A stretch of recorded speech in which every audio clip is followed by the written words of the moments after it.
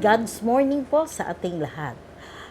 Isa pong magandang umaga sa inyo at isang kagalakan po na muli tayo magkasama-sama dito po sa daily devotion namin na ginagawa sa St. Paul United Methodist Church every Monday to Friday po, online, alas 6 ng umaga.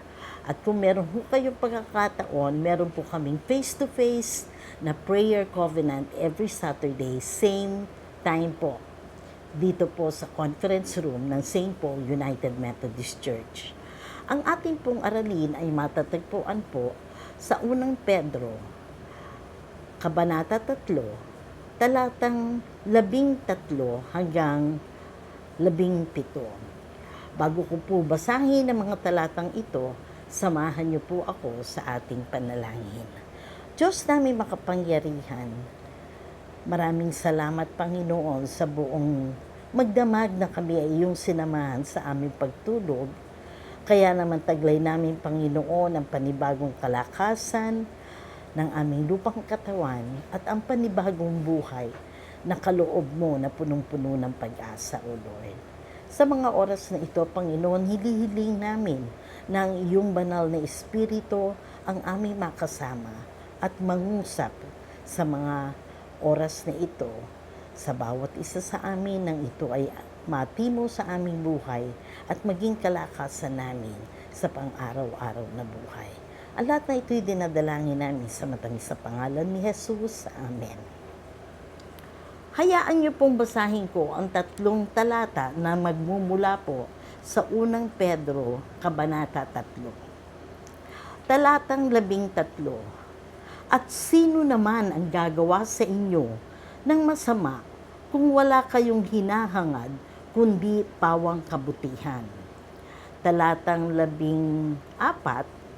At sakali man usigin kayo dahil sa paggawa ng mabuti, mapalad pa rin kayo. Huwag ninyong katakutan ang kanilang kinatatakutan at huwag kayong padadala sa kanila.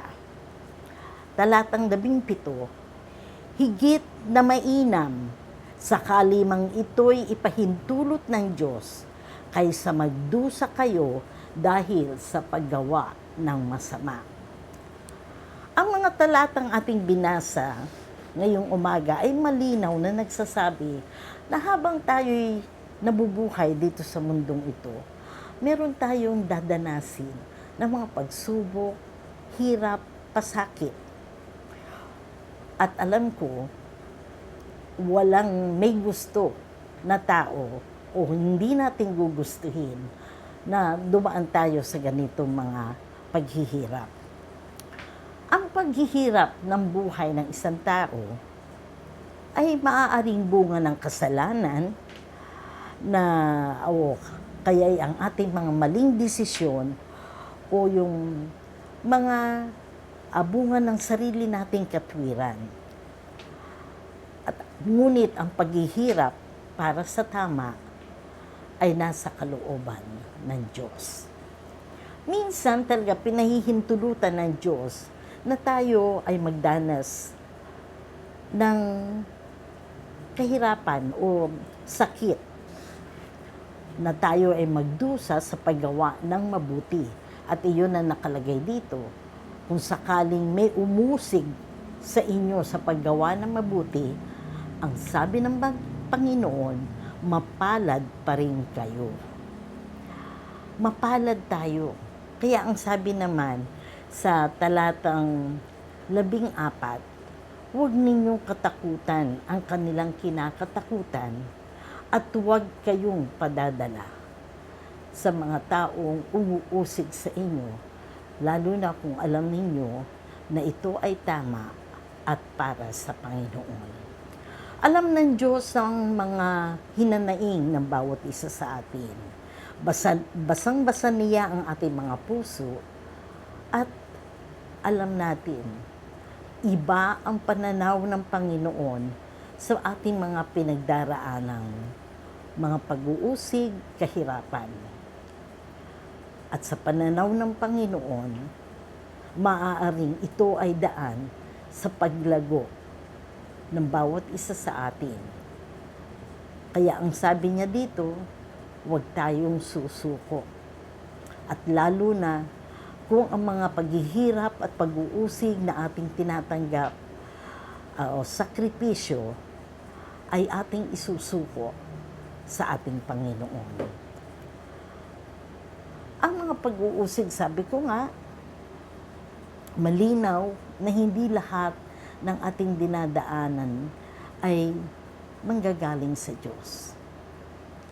Maaaring ito ay kagagawan din natin sa ating maling mga desisyon at sa mga sariling katwiran natin at dahil din sa mga kasalanan. Ngunit ang mga paghihirap na ito, lalo na kung ito'y ating isusuko sa Diyos, ito ay magbibigay ng pagbabago sa ating buhay. Ibinababa nito ang ating pride o ang ating pagmamataas. Tinuturuan tayo magpakumbaba. Pag tayo ay dumadaan sa mga paghihirap o pagsubok, nadadama natin na hindi natin kaya. Nawawala yung ating pride, yung pagmamataas natin. Kaya dito, na tinuturuan tayo na magpakumbaba at lumapit sa Diyos. At ang pagpapakumbaba ay isang pundasyon na tunay na paglago ng ating spiritual na buhay. Tinuturuan din tayo na magtiwala sa Panginoon dahil alam natin, pag talagang andiyan dyan ang kahirapan o pagsubok sa ating buhay, at wala ng kasiguraduhan sa paligid natin, doon tayo kumakapit sa ating Panginoon. Doon natin naaalala na kailangan natin ang Diyos. At kadalasan, ganyan ang tao. Pag maganda ang kanilang kalagayan, nakakalimutan na natin kung kanino nanggaling lahat ng ito. At sa ating pagsuko at paglapit sa Panginoon, alam ko, nililinis nito ang ating mga puso at ang mga bagay na hindi maganda na laman nito, masamang motibo, mga takot at mga bagay na pinahalagahan natin kaysa sa Panginoon ay unti-unti niyang tinatanggal. Pinlalakas din ang ating pagtitiis habang tayo ay dumadaan ng mga pagsubok na ito. Pinalalalim din ang ugnayan natin sa ating Panginoon dahil alam natin, pag wala na tayong malapitan at walang kasiguruhan ang ating kalagayan, diyan ang tao kadalasan lumalapit at naaalala nila ang ating Panginoon. Natututo tayong magmalasakit din sa ibang tao dahil yung mga pinagdaanan natin, nadadama natin at alam natin ang nararamdaman ng taong dumadaan sa mga pagsubok na ginto. At kadalasan ninanais natin na unti-unti yung mga bagay na ito na ating kagustuhan, na labis na pagkalapit natin sa takbo ng mundo, ito ay unti-unting inaalis ng Panginoon dahil nakikita natin na ang mga bagay dito sa mundo ay hindi magbibigay ng tunay na kagalakan sa ating mga puso. At mas mararamdaman natin ang presensya ng Panginoon at matatagpuan natin at maibibigay sa atin ang kanyang mga pangako. Sabi nga, ang presensya ng Panginoon, ito ang magbibigay ng kagalakan sa atin. At yung mga bagay na susunod doon, ang mga pagpapala niya, pangako, na palalakasin niya tayo, tutulungan, iingatan at ililigtas. Dahil din dito natututo tayong sumuko at sumunod dahil sa pagtugon ng Panginoon sa ating panalangin Alam ko sa mga pagsubok na dumaan sa ating buhay, laging nandyan ang Panginoon na tumutugon at tumutulong sa atin. At ang mga pagsubok at paghihirap na ito ay maaaring hinahanda tayo ng Panginoon sa isang layunin na mas mataas, mas maganda, mas matibay na pananampalataya. Ngunit ang sabi nga, ang paghihirap natin ay hindi laging kagustuhan ng Panginoon. Ngunit ang paghihirap natin, maski tayo man ang may gawa nito, andiyan ang Panginoon upang tulungan tayo kung ito ay ating isusuko sa Kanya. Ang mga paghihirap ay para ding apoy na maaaring makasira o makabuti sa ating buhay. Pero alam ko, kung ito ay ilalapit natin sa ating Panginoon, ang paghihirap nito na nasa pangangalaga ng ating Panginoon ay isang tama at makakabuti para sa ating lahat. Kaya ang payo dito na huwag tayong manghinawak sa paggawa ng mabuti. Mahirap man ang ating pinagdadaanan, gumagawa man tayo ng mabuti at nakakarinig o nakakatanggap tayo, sabi nga dun sa 14, kung sakaling may mga uusig sa inyo, huwag tayong padadala sa kanila. Dahil lang sabi ng Panginoon, ang paggawa ng mabuti at kayo'y inuusig, ito ang sabi niya ay mapalad pa rin tayo.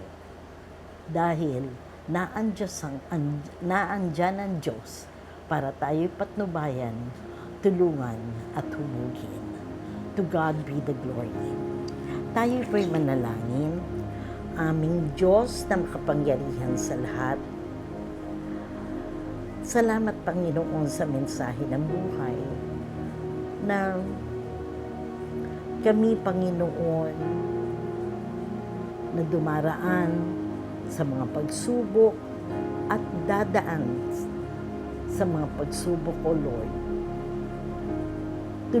Turuan mo kami na piliin ang tama kahit mahirap gawin, O Lord. Kaya naman bigyan mo kami ng lakas na manggagaling sa iyo upang manatili kaming tapat, Panginoon, sa iyo at upang maunawaan namin, Panginoon, ang mga bawat pagsubok na dumarating sa aming buhay.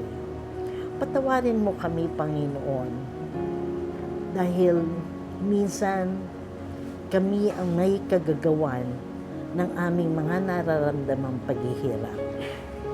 Patatagyan mo, Panginoon, ang aming pananampalataya upang mapagtagumpayan namin, Panginoon, ang mga pagsubok na aming dinaraanan o anumang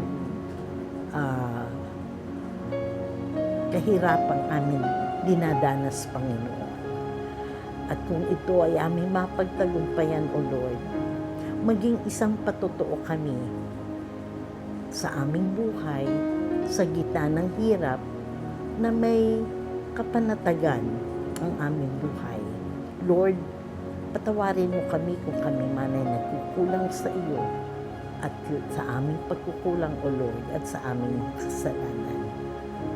Muli, Panginoon, sa umagang ito at sa buong maghapon, guide us, O Lord, protect us sa aming paglalakbay. Ang lahat na ito'y dinadalangin namin sa matamis sa pangalan ni Jesus.